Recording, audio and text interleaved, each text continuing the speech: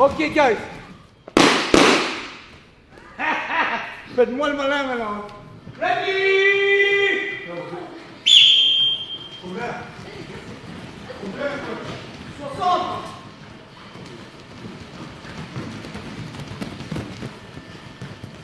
Les amis, bienvenue à Bruxelles, en Belgique, à la Vallon Team, en compagnie de Moustapha Diakhaté. Comment ça va, Moustapha?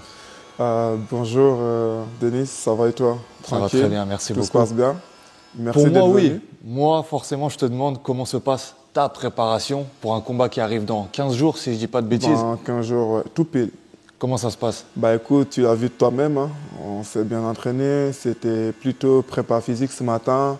On s'est bien donné avec Valon, avec toute l'équipe. Et on est dans dans la dernière ligne droite, on va dire, pour le 15 et pour le 16. Et voilà, on est prêt, on est bon. Avant de parler vraiment de ce combat, moi j'aimerais revenir un petit peu en arrière sur comment tu en es arrivé au MMA, comment tu as découvert tout ça. Est-ce que tu peux déjà nous parler rapidement de ton enfance? T'es né où? T'as grandi où? En fait, moi, je suis né au Sénégal et je suis venu en Belgique à l'âge de 16 ans. Et directement, j'ai découvert le jiu-jitsu brésilien. J'étais dans une salle avec mon père pour faire de la musculation. Et il y avait un cours de jiu-jitsu à côté. Et j'ai essayé et ça m'a plu. Et depuis lors, je ne suis plus sorti de la salle. En fait, depuis petit, tu baignes un peu dans ça, dans les sports de combat. Ouais, en fait, au Sénégal, tu sais, un peu la lutte, c'est un peu la culture. On luttait beaucoup dans la rue. Et avant de venir ici, j'aimais trop lutter. Moi, c'était trop mon kiff. Moi, à l'école, c'était pas ça, tu vois. Moi, c'était dehors, traîner, lutter, se battre. J'aimais trop tout ce qui est bagarre. Et voilà, c'est pas étonnant que j'en suis là maintenant. T'as fait des combats de lutte sénégalaise là-bas? Jamais, j'ai jamais été dans un club. J'ai su lutter tout seul dans la rue. J'ai appris à lutter dans la rue. Là-bas, on va dire, c'est dans la rue que tu apprends réellement ou bien c'est quand même démocratisé, il y a des salles, etc. En fait, au Sénégal, ce qu'il y a, c'est que en tant que jeune, c'est mal vu d'aller dans un club pour apprendre à lutter. Parce qu'on se dit, un jeune, il doit aller à l'école. C'est ce qui est forcément pas une bonne mentalité. Là-bas, ils disent, quand tu es jeune, tu dois aller à l'école, obligé. Et c'est le fait que moi, j'avais ça.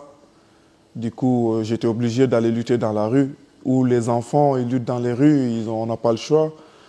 Et voilà, c'est comme ça qu'on se chope un peu les techniques à gauche, à droite, on met des petites pièces et, entre amis et voilà, le meilleur gagne, le plus fort il gagne. Et c'est comme ça qu'on apprend à lutter tout seul. Et en regardant les lutteurs à la télé, tout ça, ça nous donne quelque chose en nous. Je pense que c'est dans le sang, c'est traditionnel, donc c'est quelque chose qu'on a vraiment dans le sang. Tu l'as dit, c'est traditionnel. Quand tu es petit et que tu apprends à lutter comme ça, est-ce qu'il y a un projet sportif derrière ou c'est purement traditionnel, tu passes par là forcément? En fait, non, pas forcément. Hein. Ce n'est pas tous les jeunes qui savent lutter là-bas. Mais moi, j'étais un jeune, j'étais hyperactif, j'aimais trop bouger, j'aimais trop me battre. Tu vois, j'aimais trop tout ce qui est truc sauvage, tu vois. C'est pas normal, mais l'école, c'était pas mon truc du tout. Et moi, j'aimais trop tout ce qui est bouger. Et moi, ça me collait directement. Et quand je suis venu en Belgique, ça collait directement à mon image, tu vois. Et j'ai commencé le jiu-jitsu. Le premier jour, j'ai impressionné les coachs. Et ils n'ont pas voulu que j'arrête. Et j'ai voulu arrêter et j'ai continué direct. J'ai continué depuis lors. J'ai plus lâché. Ok les gars. Dès que je cible le prochain, on va à 100%. Go, on y va. Voilà, on est poussé. Come on. Come on. Push. Come on. Il faut bien traîner. Il faut bien traîner là-bas. Come on.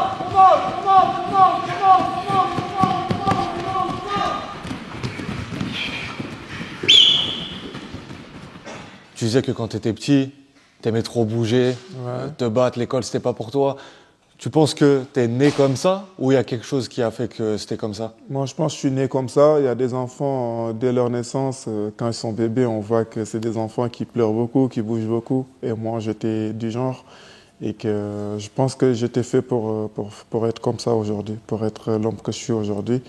Je l'ai montré pendant mon enfance et ça reflète maintenant, quoi. Et je ne pourrais pas vivre sans les MMA, par exemple. C'est trop mon kiff de faire ce sport.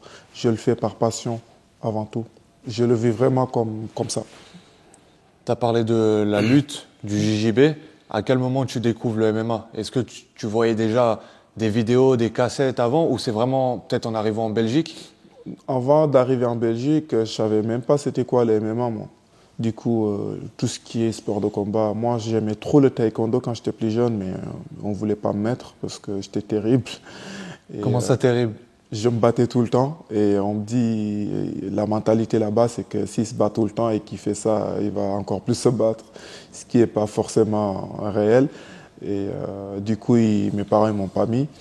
Donc, quand je suis venu ici, j'ai découvert le jiu-jitsu et c'était un sport qui collait bien avec mes valeurs. C'est qu'il y avait la lutte sénégalaise que j'ai pratiquée un peu dans la rue et ça collait un peu parce qu'il y avait la lutte dedans.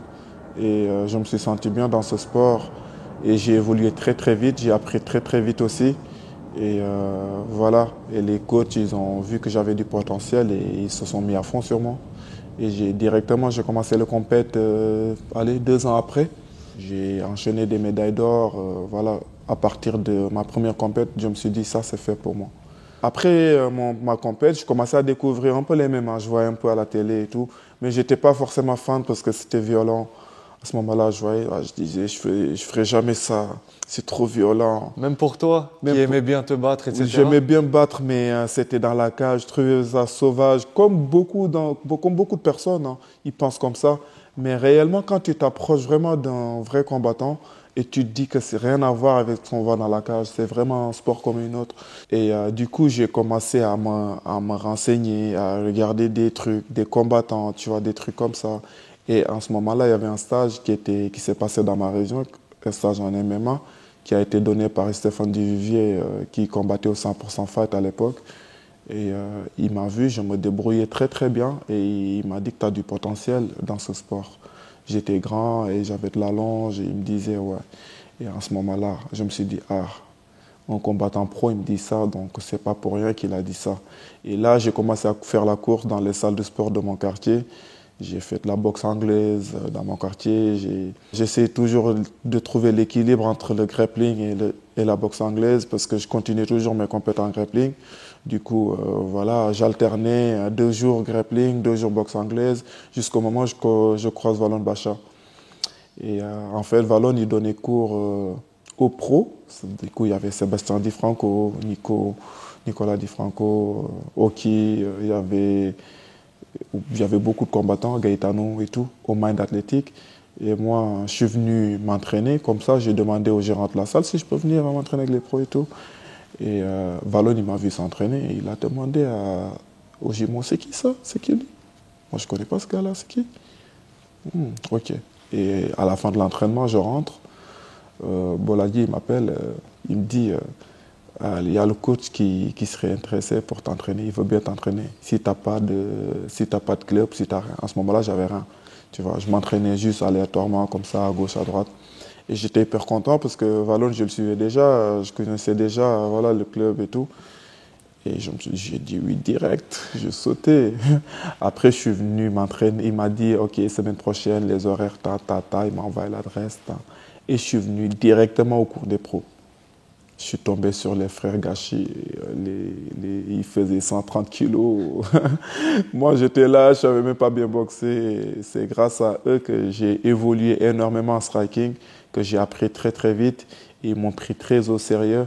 Et moi, voilà, il n'y avait pas en mode, lui c'est un débutant, c'est un amateur, il ne sait pas boxer. Non, ils m'ont pris vraiment sous leurs ailes et ils ont fait de moi le combattant que je suis aujourd'hui. Mais tu avais quand même été repéré comme bon combattant potentiel Ouais. de MMA. Ça veut dire que tu arrivais à t'en sortir quand même. J'arrivais à m'en sortir parce que j'étais plutôt bagarreur aussi. Il y avait cet aspect-là qui jouait un peu. Donc ça faisait un peu que voilà, ça passait. Et aussi, ils m'apprenaient un peu, les coachs de jiu-jitsu, ils m'apprenaient un peu à frapper, tu vois. 2 fois par semaine, on mettait les gants. Et puis, vu que moi j'aimais bien ça, on mettait les gants, ils m'apprenaient un peu comment frapper, comment bouger et tout. Et dès que j'ai fait le stage et quand le maître du stage m'a dit ça, je me suis dit, ça y est, faut que je bouge, il faut que je me lance. En plus, j'étais bon au sol, je suis bon en lutte et je peux apprendre vite aussi à boxer. Donc, c'est complet pour faire du MMA. Et c'est comme ça que je me suis lancé dans le MMA. Ouais, parce que ce qui peut bloquer des fois chez certains combattants qui viennent des sports de préhension, justement, la lutte, le JJB, etc., c'est que quand on passe à de la percussion, ça peut être un choc. On ne sait pas trop comment gérer, on n'a jamais fait. Ouais. Toi, tu t'es senti à l'aise avec ça? Moi, je me suis senti à l'aise quand je suis tombé sur Valon Bacha. C'est qu'il m'a vraiment compris. Il ne m'a pas pris juste pour me dire que voilà, tu es bon en lutte, tu vas rester en lutte, on va travailler ta lutte. Non, il a compris que le MMA maintenant, il faut être complet.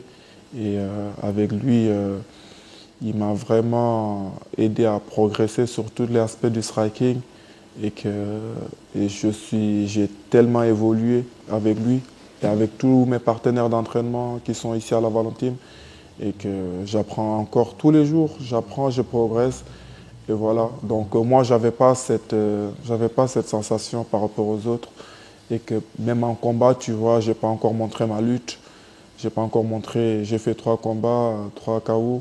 J'ai pas encore lutté une seule fois. Et c'est grâce à eux, grâce à ça, que j'ai confiance en mon striking et voilà. Vous croyez quoi? Qu'ils vont vous laisser gagner? Qu'eux ils s'entraînent pas? Non, non, non, tout le monde il s'entraîne. Tout le monde il veut gagner. 2, 1, go! Come on! 100%! 100%! Come on! Come on, son! Come on! Yeah, I love it! Come on! Come on! Tout le monde il veut gagner. Mais tout le monde ne gagnera pas. Parce qu'on va pas les laisser gagner. Ok? On va pas les laisser gagner. 3, 2, 1. Come on! Come on! On pousse! On y va! On va pas les laisser gagner! On va pas les laisser! On va pas les laisser gagner, vous avez compris ou pas? Ils pourront pas gagner! On y va! Come on! Come on! Come on! Come on!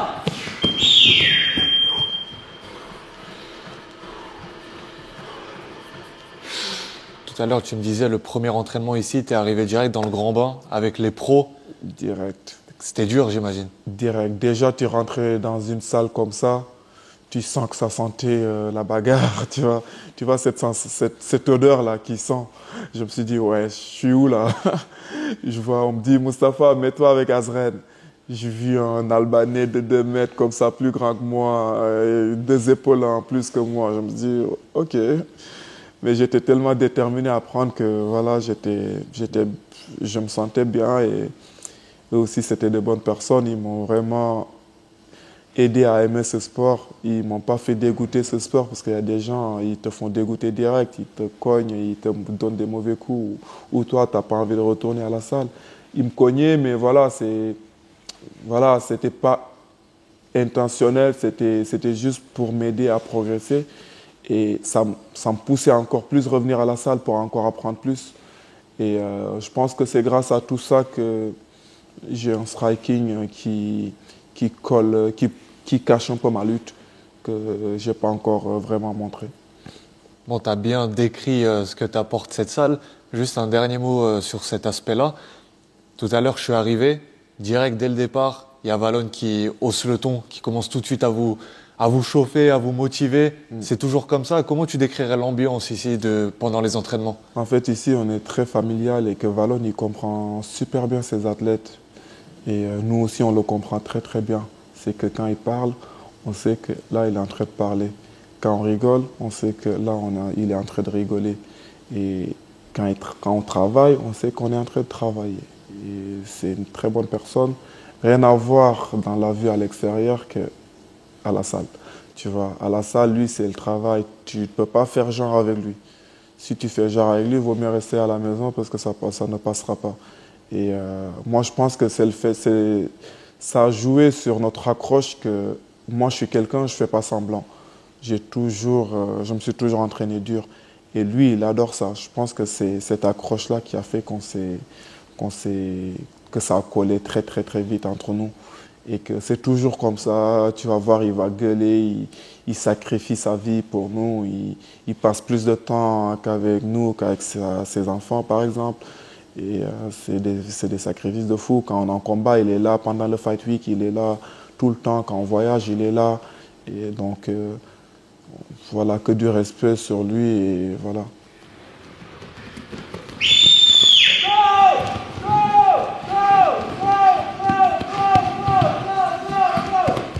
Il faudra faudra aller chercher vraiment très loin, très profond.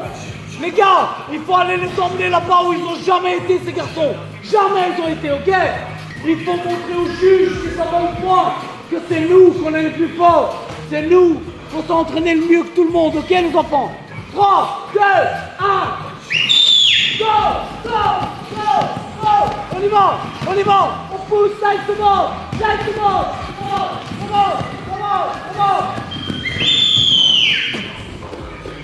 Great job, guys!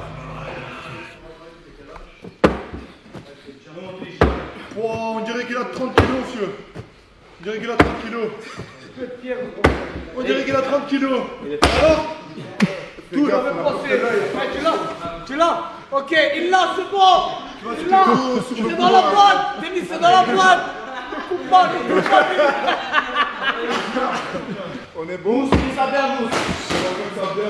On est fatigué, Mousse? Non, on n'est pas fatigué, nous. Montre-moi que t'es pas fatigué, là. Finalement, je vous montre. Voilà.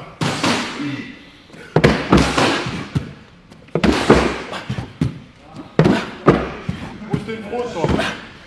Mousse, toi, t'es une fraude. Allez, on y va. Allez, Mousse, encore. Saute. C'est pas grave, il risque rien. Tu laisses la caméra? C'est dans la boîte. C'est aussi dans la boîte. Moi, je vais attraper Mousse, les gars. J'étais à l'échec. Allez, Pépochi, vas-y. Au moins, t'as tout donné, Mustapha. On a tout donné, on était à l'échec. Ici, on va à l'échec, mon gars. On va jusqu'au bout, on lâche rien. C'est à l'échec. Parce que quand il n'y a plus rien. Exactement. Le jour de combat, il n'y aura pas d'échec. Que de la réussite. Tu triches pas à l'entraînement. La preuve en est l'image que j'ai capturée tout à l'heure avec les pompes explosives jusqu'à l'échec. Jusqu'à l'échec, même si on ne peut pas, il faut aller jusqu'au bout. C'est avec l'échec qu'on sera meilleur. Sans échec, on ne peut pas être quelqu'un dans cette vie. Il faut passer par l'échec. Du coup, même à l'entraînement, il faut aller jusqu'à l'échec, jusqu'au moment où tu sens plus que tu peux y aller. Alors que tu peux le faire. Et le combat, ça va être facile.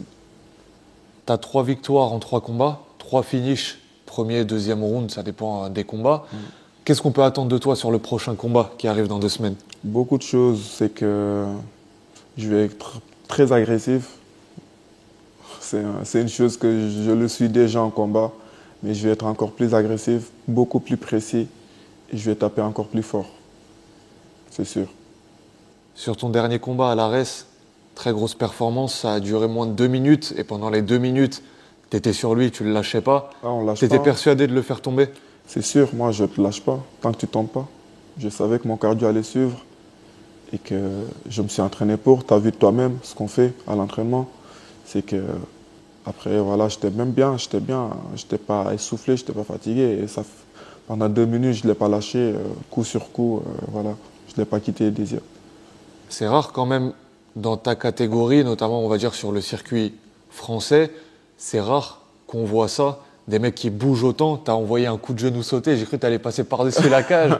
C'est très moi. athlétique. Ça, c'est moi, ça. En fait, pour mon poids, je suis quelqu'un de très rapide et je suis quelqu'un de très mobile. Et en fait, je suis athlétique, comme tu le dis.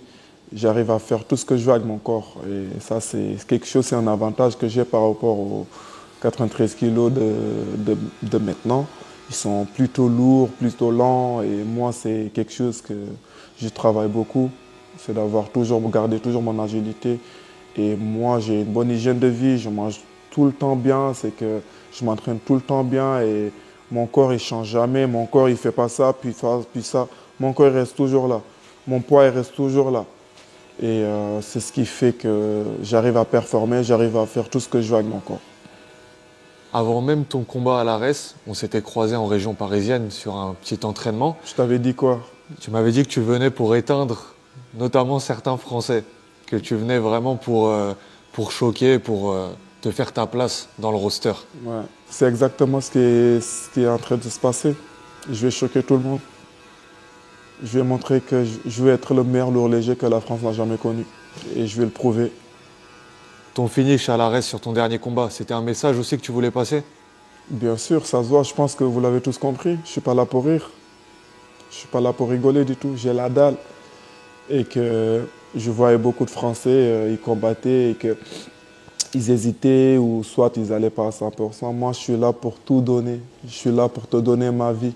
J'espère qu'ils seront prêts. Moi, je serai prêt en tout cas. Qu'est-ce que tu as de plus que les autres 93 kilos francophones qui ont peut-être même plus de combats que toi qui sont en place? Je les respecte tous. Hein. C'est vraiment tous des bons combattants. C'est vraiment tous des très très bons combattants. Et ils ont du niveau. Et que la différence, ça se verra le jour de mes performances. Et que voilà, on verra. Je leur montrerai dans la cage. Ça ne sert à rien de trop parler aussi. Et ce sont tous des très bons combattants, je les respecte tous. Mais quand il s'agit de la cage, là, je vais parler, je vais dire ce que je pense et que voilà, je vais défier des gens qui sont dans ma tête et que voilà, s'ils acceptent, ils acceptent. S'ils n'acceptent pas, on passe à l'étape suivante. On en parlait en off, mais ton finish à l'ARES, il a buzzé énormément sur les réseaux. Pas que le finish, aussi les images d'après-combat, etc. Ouais. Ça veut dire que ta performance, forcément, est remarquée, mais ta personne aussi, ton personnage. Tu penses que tu as ce cocktail-là qui fait que tu peux devenir quelqu'un de grand dans le MMA? Bien sûr, moi en fait, je me suis toujours vu pour quelqu'un de grand. C'est que ça ne m'a pas choqué. Ou j'étais pas là, waouh, 15 millions, 17 millions de vues. Non, ça m'a rien fait du tout. C'est bien, tu vois, les gens me découvrent petit à petit et que j'ai fait qu'un combat à l'arrêt, ça a explosé. Mais j'ai encore beaucoup de chemin à faire, il faut le savoir. Et le chemin, là, c'est que le début. Et je vais leur montrer que je suis là pour du vrai, pour régner, pour être le meilleur lourd léger que la France n'a jamais connu. C'était ça mon objectif et ça va être mon objectif jusqu'au moment où je signe à l'UFC. Tu as dit que sur le prochain combat, tu reviendras avec encore plus de violence. Quand on voit ce que tu as fait à ton adversaire en février dernier, comment tu peux faire plus que ça? J'espère qu'il est solide, le gars. Et j'espère qu'il a fait une très bonne préparation. Moi, en tout cas, j'ai fait une très bonne préparation. J'ai pris toutes les armes qu'il faut pour le battre. Et le 16 mai, je serai encore très très violent. Il faut retenir juste ça. Parlons un petit peu de ton adversaire. Qu'est-ce que tu sais de lui? Pas grand-chose. Parce que pas grand-chose. Il n'a pas beaucoup de clichés sur les vidéos ou sur Internet ou quoi que ce soit. Mais voilà, je sais qu'il est un striker, il vient du boxe taille, il vient de la boxe taille. Voilà, on va voir, on va boxer. En tout cas, je ne compte pas l'amener au sol. Je compte bien rester debout, montrer que j'ai du niveau en striking et j'ai une boxe très pure et propre. Après la victoire, tu avais call out Jackie Jeanne. Ouais. Pourquoi lui? Parce que c'est un combattant que j'aime bien, que je vois que son style aussi, ça collait un peu à mon style. C'est que c'est un guerrier. Et moi, j'aime bien les titans. Et ça allait être un combat de titans. Mais il n'a pas réagi à cette call-out, donc je ne vais pas trop en parler. Il a un combat le 16 mai aussi. Je lui souhaite de faire un bon combat. Et peut-être l'avenir, un jour, nous croisera. Mais pour l'instant, je le laisse bien focus dans son combat. Et que j'ai rien à dire sur lui. C'est que, voilà, c'est un combattant que je suivais depuis très longtemps. Même avant d'être à HRS, que j'ai toujours voulu combattre. Et ça ne s'est pas fait, ce n'est pas de ma faute. J'ai call out, j'ai crié, j'ai tout fait pour avoir ce combat-là. Mais ce n'est pas moi qui décide. Et on nous a donné quelqu'un d'autre, on le prend. On prend tout ce qui vient. Il y a des mecs qui, après une victoire comme la tienne, sur le combat à l'ARES, se seraient peut-être enflammés, auraient call out. Le champion aurait demandé un combat pour la ceinture ou quoi. Toi, tu vas étape par étape. Tu penses déjà à la ceinture de l'ARES? Écoute, nous, ce qu'on fait, c'est que je viens d'arriver chez Ares. Et je suis 4-3-0. Et je ne suis pas pressé du tout. Je suis jeune, j'ai encore le temps. La ceinture, si ça doit venir, ça va venir. Mais moi, je suis là pour être le roi de l'ARES, il faut savoir. Donc, je ne suis pas là juste pour être là comme ça. Au moment venu, on va parler de la ceinture. Et on va voir ce qui sera proposé et let's go. Mais le but, c'est vraiment de régner chez Ares et de faire grandir Ares, faire parler Ares partout dans le monde. Et montrer qu'Ares c'est une très bonne organisation et faire d'Ares l'organisation numéro 1, à part l'UFC, bien sûr. Et c'est possible. Ils ont le potentiel pour, ils ont l'équipe pour. Et moi, Ares, c'est une organisation que j'admire beaucoup. J'aime bien les gens qui travaillent avec eux et tout. Donc voilà, moi je leur souhaite vraiment qu'ils arrivent vraiment là au niveau du MMA. Et moi, je veux amener là Ares. Et c'est possible, et je vais le faire. Et qu'est-ce qui représente pour toi ce combat? C'est une confirmation. Je dois venir confirmer à tout le monde que je suis bon et que je suis la personne que je prétends être. Parce que beaucoup de gens ils pensent que je parle beaucoup. Non, je ne parle pas beaucoup. Je suis juste confiant et que je suis juste quelqu'un qui travaille très très dur. Pour en arriver là, je travaille très très dur. Donc, le 16 mai, préparez-vous et clignez pas des yeux parce que ça peut aller très très vite. Par rapport à ce que tu viens de dire, il y a beaucoup de combattants français, belges, on va dire francophones, qui, lorsqu'ils affichent une grande confiance en eux, ils sont critiqués. On les traite d'arrogants, etc. Comment on pourrait expliquer ça? Est-ce que c'est français? En fait, tous les gens qui critiquent soit ne sont pas des combattants, ou soit ils ne sont pas dans le sport, ou soit ils sont nuls. Tu vois. Tous les gens qui disent ça, c'est des gens qui sont sur leur canapé. TikTok, Instagram, la belle vie, ils savent pas c'est quoi souffrir à la salle, donner à 100% dans les MMA pour pouvoir réussir. S'ils savaient ça, ils allaient mettre du respect sur les combattants. Les combattants, nous, combattants, on n'a pas de vie comme une autre. Nous-mêmes, quand les autres dorment, nous, on est là toute la nuit éveillés en train de penser à notre combat, en train de penser comment réussir, en train de penser comment sortir de cette galère pendant qu'ils dorment. Et la journée, on se réveille. Pendant que nous, on s'entraîne à l'entraînement, eux, ils sont là sur TikTok ou sur Insta en train de commenter, ou je parle des haters, en train de commenter ou mettre des trucs négatifs. Tu vois, donc moi, ces gens-là, pour moi, ça ne compte pas. Ce qui compte, c'est que la personne, elle sait de quoi il est capable et il sait pourquoi il est là et il se donne les moyens pour. Et c'est important de respecter un combattant parce qu'on n'a vraiment pas de vie.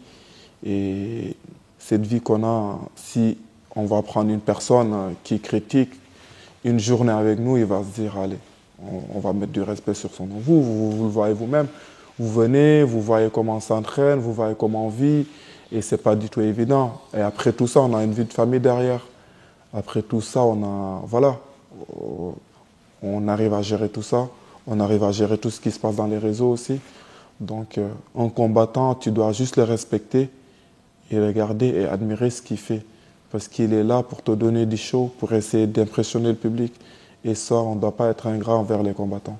Ça, c'est un message très, très important pour les gens qui sont là en train de sortir des petits trucs. Ah, ça y est, il a fait ça. Ah, non, non. Tout ce qu'on doit dire à un combattant, c'est que bravo, continue, lâche pas. Un jour, ça va payer. Tu as dit que certaines personnes ne comprennent pas pourquoi vous êtes là, vous les combattants, pourquoi vous faites ça. Toi, à 24 ans, pourquoi tu es là? Ça représente quoi le MMA pour toi aujourd'hui? Ça représente tout pour moi. J'ai tout misé sur le MMA.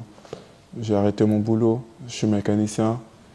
Il y a 1 an de cela, j'ai arrêté le boulot. J'ai dit à mon père qu'il faut que j'arrête le boulot avant mon premier combat pro. À 2 semaines de mon premier combat professionnel, à 3 semaines, ouais, un truc du genre, j'ai dit à mon père qu'il faut que j'arrête le boulot pour pouvoir me concentrer à 100% pour pouvoir vraiment faire une grosse carrière. Parce que c'était impossible de pouvoir travailler toute la journée et au soir faire 2h30 de route pour venir s'entraîner. Tu rentres chez toi, tu dois te réveiller encore 6h du matin pour retourner travailler. C'était impossible pour performer à ce niveau. Après, mon père il m'a soutenu et voilà. Et je lui ai dit, dans 1 an, si je n'ai pas un bon contrat professionnel, je retourne travailler. Et un an tout pile, j'ai signé chez Ares. Et j'ai fait mon premier combat. Et je pense que c'est un sacrifice qui en voulait vraiment la peine. C'est-à-dire que croire en ses rêves, c'est la chose qui te lâchera jamais, qui te dira que tu as toujours raison. Tu vois. Écoute tes rêves, écoute toi-même. Il ne faut pas écouter les gens. Il y a des gens qui me disaient non, il ne faut pas faire ça, tu vas le regretter. Non, non, non. Mais moi, je savais que si je fais ça, je vais réussir. Parce que j'avais tous les moyens pour réussir. Tu t'étais laissé 1 an pour signer un bon contrat, sinon tu retournais au travail, comme tu le disais. Ce contrat à l'ARES, c'est l'étape qu'il te fallait ou il faut plus? C'est l'étape qu'il me fallait. Il faut passer par là. Il faut passer par là parce qu'en ce moment-là, j'étais à 2-0. Donc, il ne faut pas voir gros non plus. Faut être réaliste. Et moi, l'ARES, comme je t'ai dit tout à l'heure, c'est une organisation que j'ai toujours suivie et j'ai toujours aimé aussi. Donc, c'était top. Avant l'ARES, j'avais d'autres négociations, hein. J'étais en négociation avec d'autres organisations françaises. Mais hein, ils m'ont pas respecté, ils m'ont pas pris au sérieux. Et ça m'a énervé et je les ai tourné le dos. Et Arès, directement, quand on a contacté Arès, directement, ils m'ont fait signer. Et je pense que ça va être leur plus grosse signature qu'ils ont jamais fait. C'est pour ça aussi que tu es arrivé en pétard au premier combat. Tu as voulu les remercier aussi de t'avoir fait confiance. J'ai voulu les remercier pour tout ce qu'ils ont fait pour moi, parce qu'ils ont sauvé mon rêve. Parce que j'ai arrêté mon boulot au mois de février et au mois de novembre, j'ai signé mon contrat chez Arès. Donc ça veut dire qu'un an tout pile. Et j'étais prêt à retourner travailler et ils étaient là et ils ont reconnu qu'il y avait du potentiel. Ils l'ont saisi et tant mieux pour eux. Là, il ne reste plus qu'à poursuivre du coup les combats à l'ARES, continuer les bonnes performances et croire en ton rêve comme tu as dit. Exactement, croire en ses rêves et se dire que tout est possible tant qu'on est jeune et motivé et qu'on persévère. Il n'y a rien qui peut vous arriver. Il n'y a rien qui peut nous arrêter. Un jeune plein de rêves, c'est un jeune dangereux. Et moi, j'ai plein de rêves et c'est pour ça que je suis autant dangereux.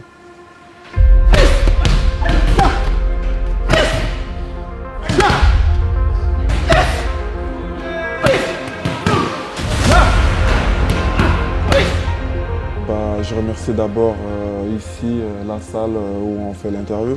C'est mon club. On est chez Ballon Team, dirigé par le head coach Ballon Bacha. Je remercie tous mes partenaires au quotidien qui m'aident à progresser tous les jours. Je remercie aussi mes coachs qui étaient là dès le début. Damien Cornet, Farid Benbankora, tout ça, mes coachs de Jiu-Jitsu. Et je remercie aussi ma famille, toujours là, mon père, ma femme, mes sœurs, toujours là, ma mère, toujours là pour moi. Sinon, je vous donne rendez-vous le 16 mai, les gars, et clignez pas des yeux, parce que ça risque d'aller très vite. Je suis trop chaud là, et je parle pas dans le vent. Retenez bien ce message que je vais être très violent le 16 mai.